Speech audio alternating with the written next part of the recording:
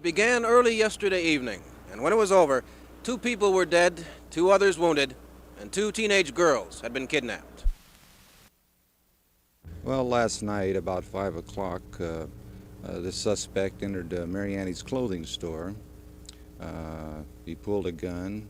He shot 3 of the clerks in the head.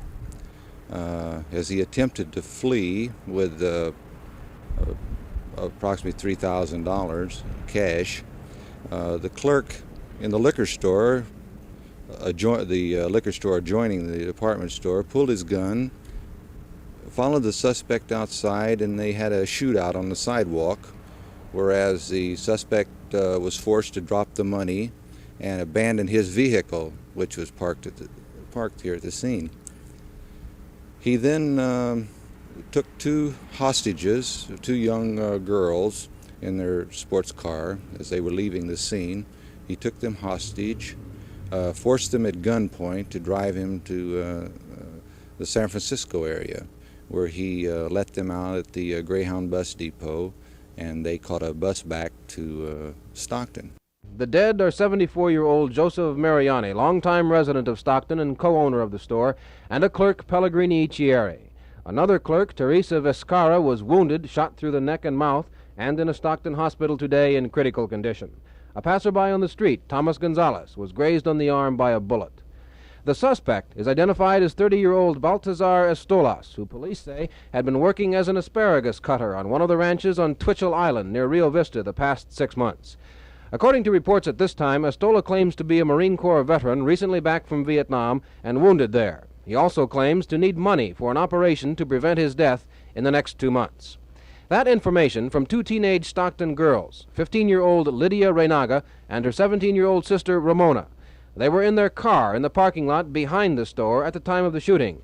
After the money had been dropped during the shootout in front of the store, the Reynaga girls' car was commandeered, and they were forced to drive to San Francisco.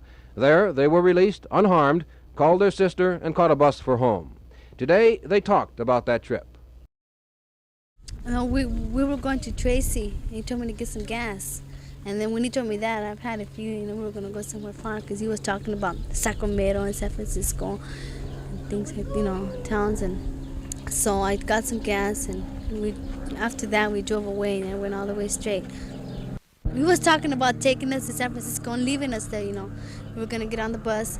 And then after he brought out about the border. He was talking about Tijuana and things like that. He said, "You ever been to Mexico?" And we said, "Yeah." And so I thought maybe he was going to take us out there. What was he like on the trip down to San Francisco? Did he talk much to you? Yeah, he talked. He threatened to hurt you on the way down? He didn't threaten to hurt us, but he said he was going to kill us. Well, same thing. He said he's going to kill us if we did anything wrong. Did he talk about a need for an operation or anything like that? He said that he needed money because he had 2 years to live.